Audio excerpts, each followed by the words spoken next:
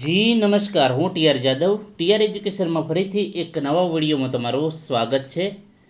મિત્રો, જીએસઆરટીસી હેલ્પરની તૈયારી માટે અમારી ચેનલમાં ફ્રી વિડીયો લેક્ચર સિરીઝ શરૂ કરવામાં આવી છે, જેમાં ટેકનિકલ અને નોન ટેકનિકલ બંને પ્રકારના વિડીયો અપલોડ કરવામાં આવે છે. જેમાં 105+ વિડીયો બનાવેલા છે, જેમાં તેની પીડીએફ પણ તમને ફ્રીમાં મળી જશે. જેમાં 7000+ MCQ છે, જે આવનારી એક્ઝામમાં તમને ખૂબ જ ઉપયોગી સાબિત થશે. હવે મિત્રો, ઘણા મિત્રો મેસેજ કરે છે, ફોન કરે છે, સર એક્ઝામ ક્યારે આવશે? મિત્રો, એક્ઝામ પણ ટૂંક સમયમાં આવી જશે, ચિંતા ના કરો અને તૈયારીમાં ધ્યાન વધુ દો, કેમ કે પરીક્ષા આવી જશે, તમને ખ્યાલ નહીં રહે. અને જે તમારી તૈયારી હાલ જે સમય છે એનો સદુપયોગ કરીને સારી એવી તૈયારી કરી દો, પછી પસ્તાવું ન પડે.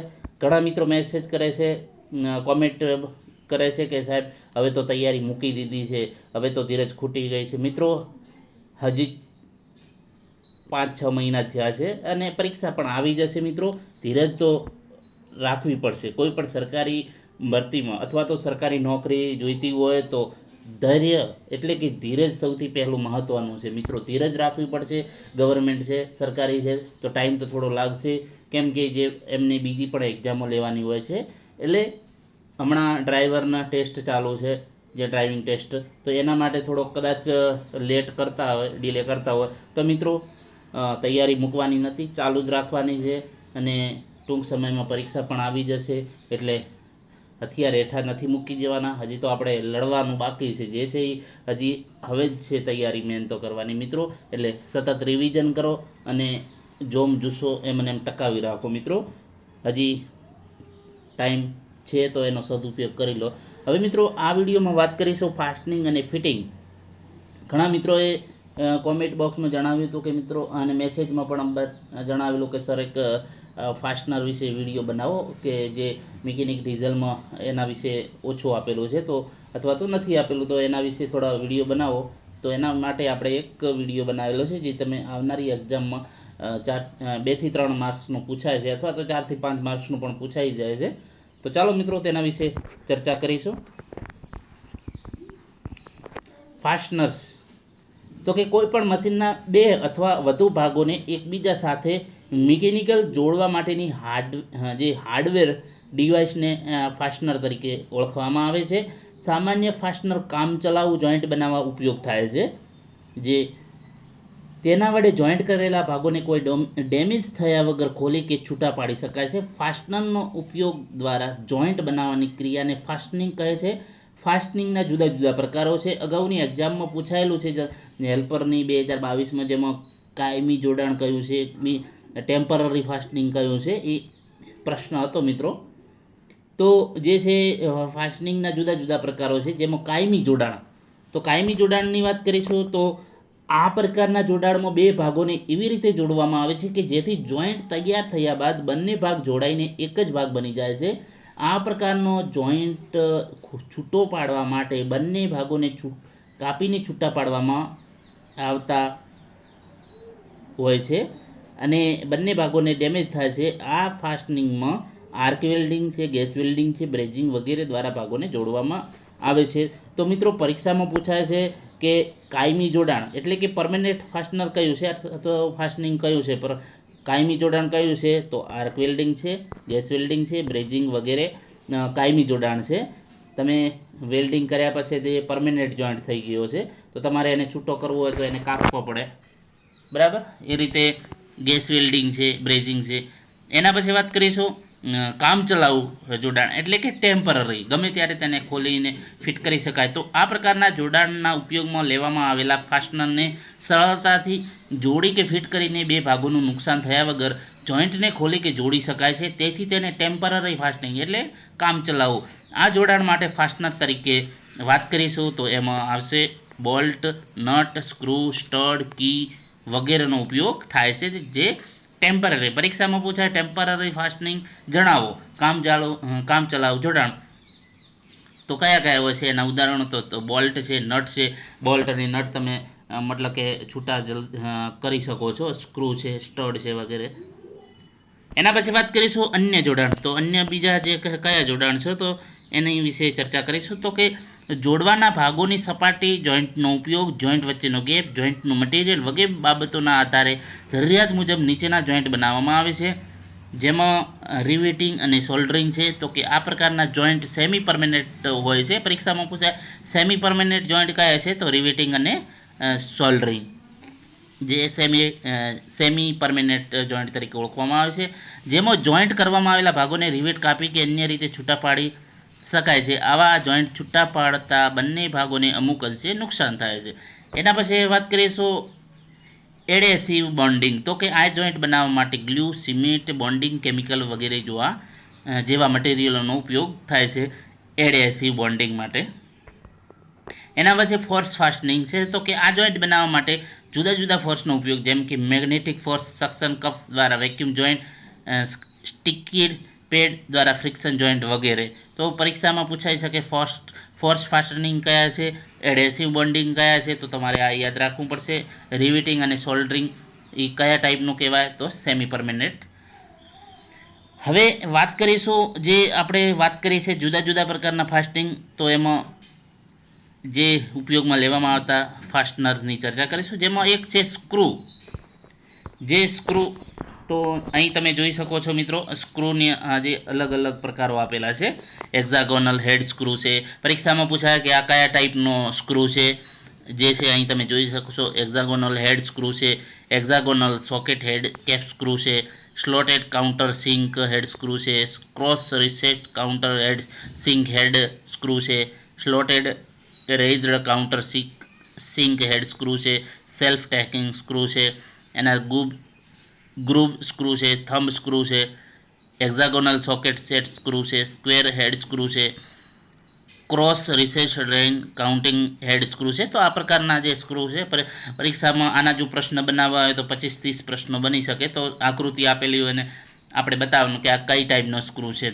તો સ્ક્રૂ, તો કે બે ભાગોને જોડવા માટે આપેલા જે થ્રેડેડ હોલમાં સામેનો છેડો જોઈ શકાતો ન હોય અથવા તો સ્ક્રૂ પર નટનો ઉપયોગ ન થઈ શકે તેવા ભાગોને જોડવા માટે સ્ક્રૂનો ઉપયોગ થાય છે. મશીનમાં ઉપયોગમાં લેવામાં આવતા જુદા જુદા પ્રકારના જે અહીં તમે આકૃતિમાં જોઈ શકો છો ષટકોણાકાર જે છે હેક્ઝાગોનલ હેડ સ્ક્રૂ છે. તો આ પ્રકારના સ્ક્રૂ હેડ ષટકોણાકાર તથા ફ્લેટ હોય છે અને મશીનની એસેમ્બલીમાં હેડ અડચણરૂપ ન બને તેવા ભાગોને જોડવા માટે આ જે સ્ક્રૂનો ઉપયોગ થાય છે. એના પછી ષટકોણાકાર સોકેટ એટલે કે hexagonal socket head cap screw છે. તો કે મશીનની સપાટીના ઉપરના કે બહારના ભાગમાં સ્ક્રૂ હેડના જે કોર્નર રાખવા અનુકૂળ ન હોય તેવા ભાગોને જોડવા માટે આ સ્ક્રૂનો ઉપયોગ થાય છે. એના પાસે વાત કરીશું જે છે કાઉન્ટર સિંક હેડ સ્ક્રૂ છે. એના પછી ચોરસ હેડ સ્ક્રૂ છે, હેક્ઝાગોનલ સોકેટ સેટ સ્ક્રૂ છે. તો મિત્રો આ ટાઈપના જે સ્ક્રૂ છે પરીક્ષામાં તમને એકાદી આકૃતિ પૂછાય કે આ કઈ ટાઈપની, તો તમારે આ ખાસ યાદ રાખવાનું છે.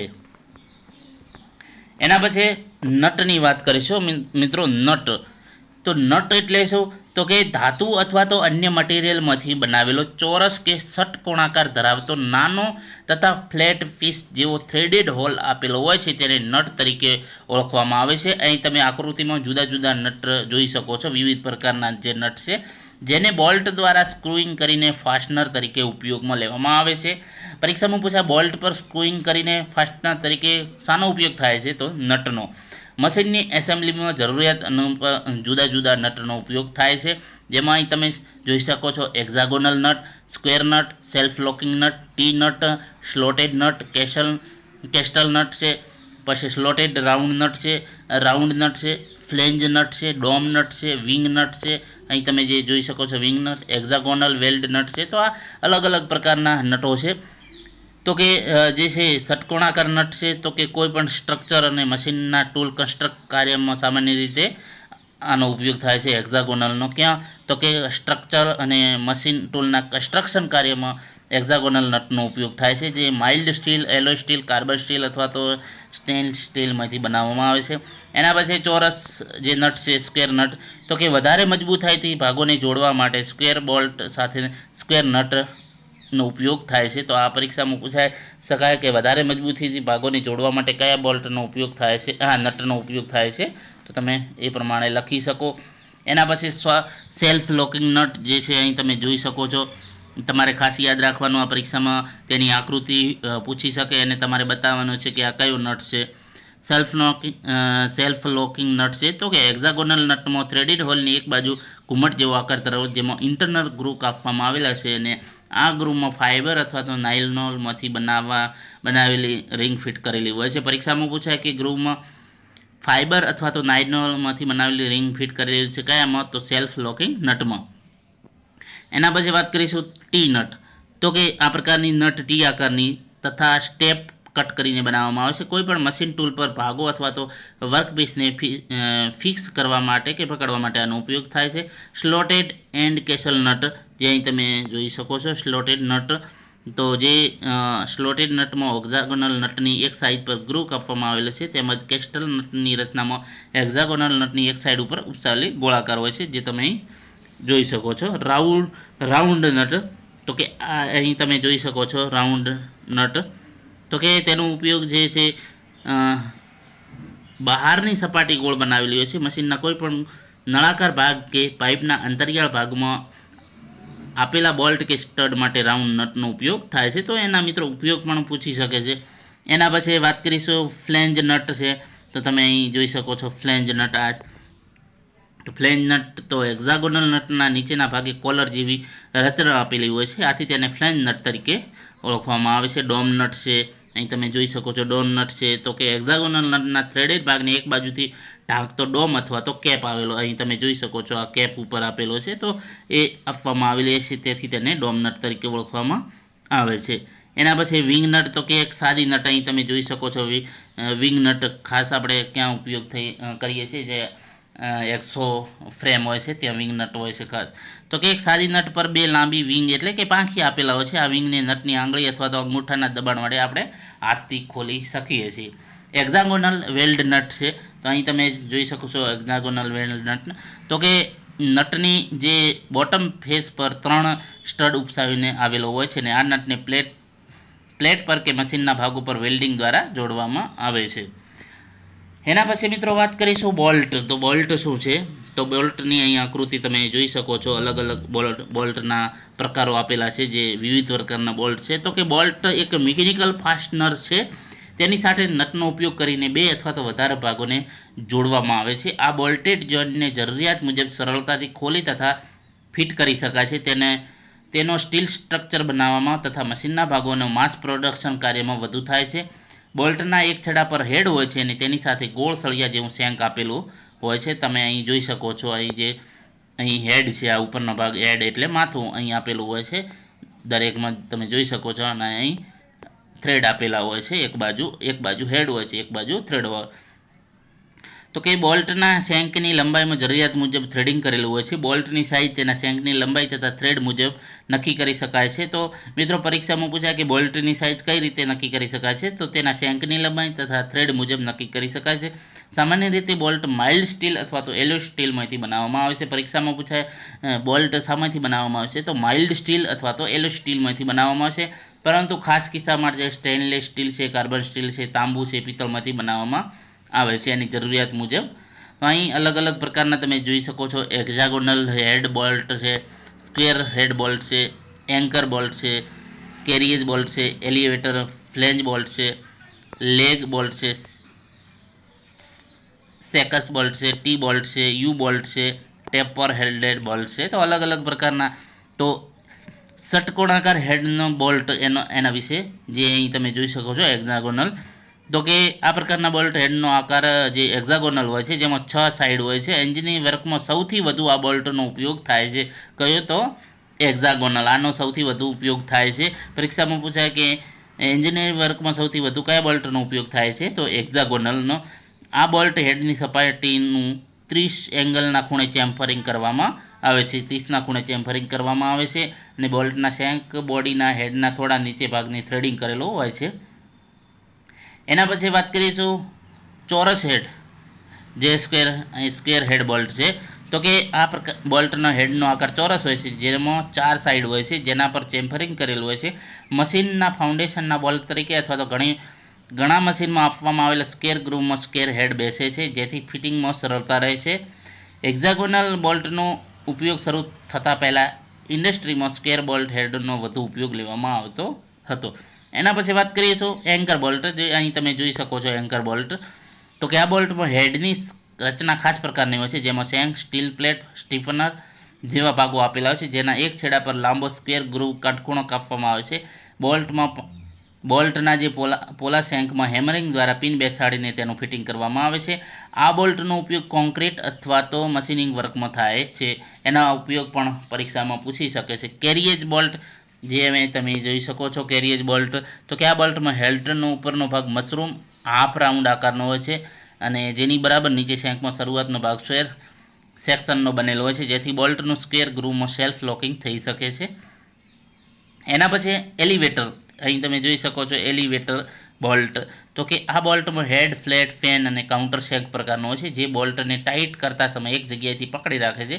આ બોલ્ટનો ઉપયોગ કન્વેયર બેલ્ટ તથા અન્ય ભાગોમાં અથવા તો જ્યાં હેડ અડચણરૂપ હોય તેવા ભાગોને ફિટિંગ માટે થાય છે. ફ્લેંજ બોલ્ટ, જે અહીં તમે જોઈ શકો છો ફ્લેંજ. તો કે આ બોલ્ટ ફ્રેમ બોલ્ટ તરીકે પણ ઓળખવામાં આવે છે. પરીક્ષામાં પૂછાય ફ્લેંજ બોલ્ટને બીજા કયા નામે ઓળખવામાં આવે છે, તો ફ્રેમ બોલ્ટ તરીકે ઓળખવામાં આવે છે, જેની હેડની નીચેની સપાટી પર વોશર જેવી ફ્લેંજ આપેલી હોય છે. એના પછી લેગ બોલ્ટ, જે અહીં તમે જોઈ શકો છો લેગ બોલ્ટ. તો કે આ બોલ્ટનો ઉપયોગ હેવી ડ્યુટી ફાસ્ટનર તરીકે ઉપયોગ થાય છે. આ પરીક્ષામાં પ્રશ્ન પૂછાયેલો છે કે લેગ બોલ્ટનો ઉપયોગ ક્યાં થાય છે, અથવા તો જે હેવી ડ્યુટી ફાસ્ટનર તરીકે કોનો ઉપયોગ થાય છે, તો લેગ બોલ્ટ, જેમાં ફિટિંગ દરમિયાન ટિમ્બર અથવા તો સોફ્ટ મટીરિયલ પર નવા થ્રેડ બનાવીને ભાગોને જોડે છે. એના પાસે સેક્સ બોલ્ટ. તો કે આ બોલ્ટમાં ફિટિંગ માટે નટની જરૂર રહેતી નથી. અહીં તમે જોઈ શકો છો. તો આ શેંક એના પર થ્રેડ કરીને ફિમેલ મેલ્ટિંગ પાર્ટથી ઢાંકવામાં આવે છે. જ્યારે કોઈ એબ્રેસિવ મટીરિયલ થ્રેડ ઉપસાવવા શક્ય ન હોય ત્યારે આ ફિટિંગ માટે આ બોલ્ટનો ઉપયોગ થાય છે. એના પછી તમે જોઈ શકો છો ટી બોલ્ટ. તો કે આ પ્રકારના બોલ્ટનો હેડ આકારના સ્ટેપ એટલે કે ટી આકારનો હોય છે. આ બોલ્ટને મશીનમાં ભાગોમાં આપેલા ટી ગ્રુવમાં બેસાડીને ઉપયોગમાં થાય છે. એના પછી યુ બોલ્ટ તમે જોઈ શકો છો અહીં. તો કે આ બોલ્ટમાં હેડ આપવામાં આવતો નથી, પરંતુ સ્ટડને યુ આકારના બેન્ડ કરીને બનાવવામાં આવે છે. એના પછી વાત કરીશું ટેપર હેડલેસ બોલ્ટ. તો કે આ બોલ્ટની રચનામાં હેડ આપવામાં આવતો નથી. તેના શેંકના એક છેડા પર કુલ લંબાઈના 3/8 ઇંચ TPF જેટલા ભાગ પર ટેપર આપેલું હોય છે. બોલ્ટના ઉપયોગના આધારે જુદા જુદા એના પ્રકારો છે. તો કે ક્લિયરન્સ, જે એના અલગ અલગ એના ઉપયોગના આધારે ક્લિયરન્સ હોલ ધરાવતા બોલ્ટ છે, બોડી ફિટ બોલ્ટ છે. એના પછી એન્ટી ફટિંગ બોલ્ટ. તો એના ઉપયોગના આધારે અલગ અલગ પ્રકારો છે મિત્રો. જે ક્લિયરન્સ હોલ ધરાવતા બોલ્ટ, તો કે આ પ્રકારના બોલ્ટનો ફાસ્ટનિંગ માટે વધુ ઉપયોગ થાય છે, જેમાં હોલની સાઇઝ બોલ્ટના ડાયામીટર કરતાં થોડી વધુ હોય છે, જેથી હોલના મેચિંગ થોડું મિસએલાઇનમેન્ટના એસેમ્બલી અસર કરતું નથી. એના પછી વાત કરીશું બોડી ફિલ્ટ બોલ્ટ. તો કે આ પ્રકારના બોલ્ટ શેંક અને હોલનું ચોક્કસ મશીનિંગ કરીને પરફેક્ટ જોઈન્ટ બનાવવામાં આવે છે. આ બોલ્ટના થ્રેડેડ ભાગમાં ડાયામીટરને શેંકના ડાયામીટર કરતાં થોડો નાનો બનાવવામાં આવે છે અને મશીનમાં બે ભાગો ફિટ થયા બાદ બંને ભાગની પરસ્પરની મૂવમેન્ટ થતી અટકાવે છે. એના પછી વાત કરીશું એન્ટી ફટિંગ બોલ્ટ. તો કે આ પ્રકારના બોલ્ટ મશીનના જે ભાગોની લોડની કન્ડિશન બદલાતી રહેતી હોય તો તેવા ભાગોમાં માટે ઉપયોગી છે, જેમ કે એન્જિનનો કનેક્ટિંગ રોડ. તો એ એન્ટી ફટિંગ બોલ્ટ તરીકે ઓળખવામાં આવે છે. એના પછી સ્ટડ. મિત્રો ખાસ જે સ્ટડ વારે પરીક્ષામાં પૂછાય, સ્ટડ શું છે? તો કે સ્ટડની રચનામાં શેંકના બંને છેડા પર થ્રેડિંગ કરવામાં આવેલું છે, જેમાં હેડ આપેલો હોતો નથી. ખાસ બોલ્ટમાં શું હોય છે, એક બાજુ હેડ હોય છે એટલે કે માથું, અને બીજી બાજુ એનું થ્રેડિંગ હોય છે. પરંતુ સ્ટડમાં શું હોય છે, સ્ટડમાં બંને બાજુ થ્રેડિંગ જ હોય છે. સળીઓ હોય છે, એનામાં બંને સાઈડમાં થ્રેડ આપેલા હોય છે. તેમાં હેડ આપવામાં આવતો નથી. ઘણીવાર સ્ટડના બંને છેડા પર સ્ક્રૂ સ્લોટેડ કાપવામાં આવેલા છે. જ્યારે નટને વધુ પડતી ટાઈટ કરવામાં આવે છે ત્યારે તેમાં ફાઇન થ્રેડ પીચ આપવામાં આવે છે, જે થ્રેડને થોડી સ્લીપ થવાની છૂટ આપે છે, જેથી કાસ્ટિંગ કરેલા ભાગોને ડેમેજ થતી અટકાવી શકાય. તો જે મિત્રો આ મોસ્ટ આઈએમપી નટ બોલ્ટ, જે સ્ક્રૂ, એના કયા પ્રકારો છે, એના ઉપયોગ વિશે ચર્ચા કરી, એના કયા ભાગો છે. હવે આપણે જે એના આઈએમપી પ્રશ્નો છે તેના વિશે ચર્ચા કરીશું મિત્રો. તો મિત્રો પ્રથમ નંબરનો પ્રશ્ન, એક્સલ શાફ્ટ હોલ અને સ્લોટેડના નટ લોકિંગ માટે કયા પ્રકારના નટને ગોઠવવી જરૂરી છે? થંબ નટ, કેસલ નટ, ચક નટ, સેલ્ફ લોક નટ? તો તેનો સાચો જવાબ છે કેસલ નટ. ઓપ્શન બી સાચો જવાબ છે. નેક્સ્ટ, શાફ્ટ અને સમાન ભાગો પર કયા પ્રકારના લોકિંગ ડિવાઇસનો ઉપયોગ થાય છે? શાફ્ટ અને સમાન ભાગો પર કયા પ્રકારના લોકિંગ ડિવાઇસનો ઉપયોગ થાય છે? Internal circuit, slipped pin, external circuit, wire lock? તો તેનો સાચો જવાબ છે option C, external circuit. Shaft અને હબ પર કઈ કીનો ઉપયોગ થાય છે? Flat saddle key, circular taper key, parallel shank key, hollow saddle key? તો તેનો સાચો જવાબ છે ઓપ્શન સી, પેરેલલ શંક કીનો ઉપયોગ થાય છે. આ મિત્રો મોસ્ટ આઈએમપી પ્રશ્નો છે જે તમારી આવનારી એક્ઝામમાં ફરજિયાત પૂછાય એવા છે પ્રશ્નો. તૂટેલા સ્ટડ દૂર કરવાની પદ્ધતિનું નામ શું છે? માર્કિંગ ડ્રીલ હોલ પદ્ધતિ, ઇઝી આઉટ પદ્ધતિ, પ્રિક પંચ પદ્ધતિ, ફિલિંગ સ્કેર ફોર્મ પદ્ધતિ? તો તેનો સાચો જવાબ છે ઇઝી આઉટ પદ્ધતિ. કયા પ્રકારના પોર્ટેબલ ડ્રિલિંગ મશીનને વેરિયેબલ ગતિ હોય છે? Breast hand drill, ratchet hand drill, heavy duty electric hard drill, bevel gear hand drill? તો તેનો સાચો જવાબ છે ઓપ્શન સી. એના પછી વાત કરીશું ડ્રીલ બીટનો ઉપયોગ કયા ભાગ ડ્રિલિંગ મશીન સ્પિન્ડલના સ્લોટમાં બંધ બેસે છે? Tang, flute, web, body? તો તેનો સાચો જવાબ છે ઓપ્શન એ, ટેંગમાં.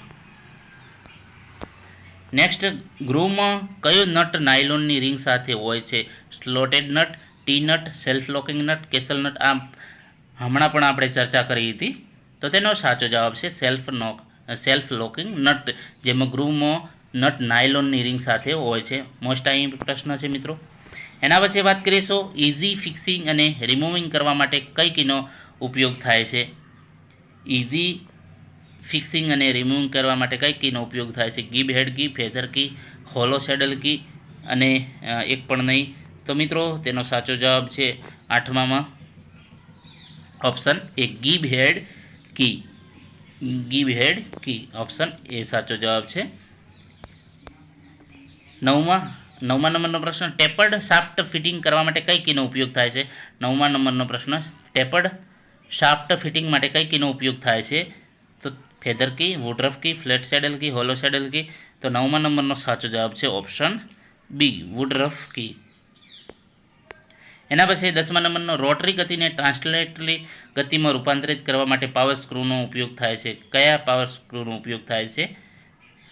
અથવા તો એનો ઉપયોગ રોટરી ગતિને ટ્રાન્સલેટરી ગતિમાં રૂપાંતરિત કરવા માટે પાવર સ્ક્રૂનો ઉપયોગ થાય છે? હા અથવા તો ના? તો આ વિધાન કયું છે? તો સાચું છે ઓપ્શન એ. એના પછી 11મા નંબરનો પ્રશ્ન, નીચેનામાંથી કયા બંને છેડે થ્રેડ આંટા આપેલા હોય છે? નીચેનામાંથી કયામાં બંને છેડે થ્રેડ આપેલા હોય છે? Bolt, stud, tap bolt? એક પણ નહીં. તો આપણે વાત કરી હતી, તો એનો સાચો જવાબ છે ઓપ્શન સી, સ્ટડમાં.